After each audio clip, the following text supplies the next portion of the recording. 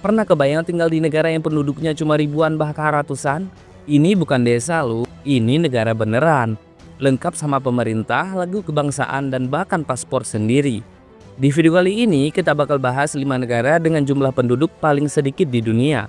Siap-siap terkejut karena ada negara yang jumlah penduduknya bakal lebih sedikit dari siswa satu sekolah. Selamat datang di channel Habanesia, tempat kamu dapetin info unik dan seru dari seluruh dunia. Jangan lupa like, subscribe, dan nyalain lonceng biar nggak ketinggalan video-video keren dan informatif dari kita. Di urutan pertama tentu saja Vatikan City alias Kota Vatikan. Negara ini terkenal banget karena jadi pusat agama Katolik sedunia. Luasnya cuma sekitar 44 hektar dan jumlah penduduknya nggak nyampe 1000 orang, rata-rata cuma 800-an.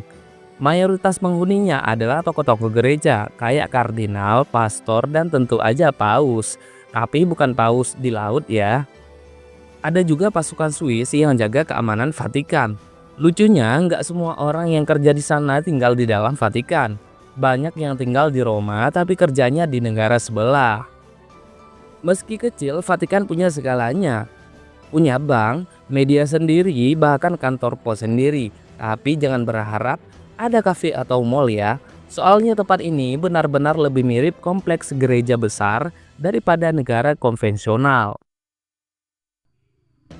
Selanjutnya ada Tuvalu, negara kecil di Samudra Pasifik. Jumlah penduduknya sekitar 11.000 jiwa. Tapi uniknya, jumlah ini sempat turun drastis karena banyak penduduknya pindah ke negara lain kayak Selandia Baru gara-gara perubahan iklim. Ya, Tuvalu tuh terdiri dari pulau-pulau kecil yang super rendah daratannya. Jadi kalau air laut naik, ya udah tenggelam deh. Pemerintah mereka bahkan udah nyiapin rencana pindah negara secara virtual kalau skenario terburuk terjadi. Tapi jangan salah, meskipun kecil dan terancam tenggelam, Tuvalu punya domain internet.tv yang laku keras dan jadi pemasukan negaranya loh. Di posisi selanjutnya ada Nauru, negara kecil lainnya di Pasifik dengan jumlah penduduk sekitar 12.000 orang. Dulu Nauru sempat jadi salah satu negara terkaya di dunia karena ekspor fosfat. Tapi ya namanya juga fosfat bisa habis. Begitu tampaknya menipis, ekonomi mereka ambruk. Nauru sempat kerjasama sama Australia buat bangun pusat detensi imigran. Kontroversial banget, tapi ini salah satu cara mereka bertahan. Sekarang, Nauru lagi berjuang keras buat diverifikasi ekonomi, dari sektor pendidikan, pariwisata, sampai teknologi. Kita lanjut ke Palau. Negara kecil yang indah banget ini juga terletak di Pasifik dan punya penduduk sekitar 18.000 orang. Palau terkenal dengan lautnya yang super bening dan jadi surganya para penyelam dari seluruh dunia. Yang bikin keren, Palau sangat serius menjaga lingkungannya. Mereka punya undang-undang lingkungan yang ketat. Bahkan ada semacam janji yang harus ditangani semua turis buat menghormati alam mereka. Walau kecil, Palau termasuk negara yang aktif di organisasi internasional dan sering bersuara soal isu perubahan iklim.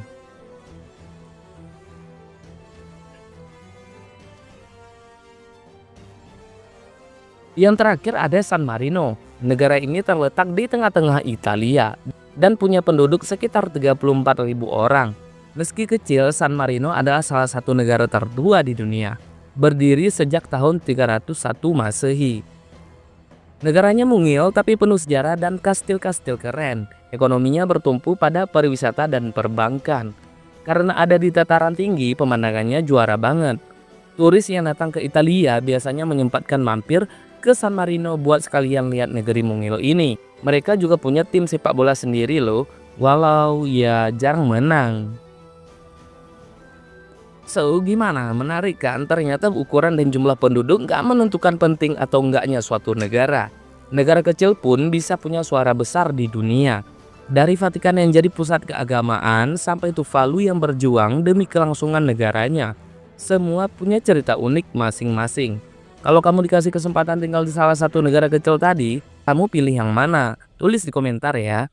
Jangan lupa like, share, dan subscribe buat video menarik lainnya seputar dunia. Sampai jumpa di video selanjutnya.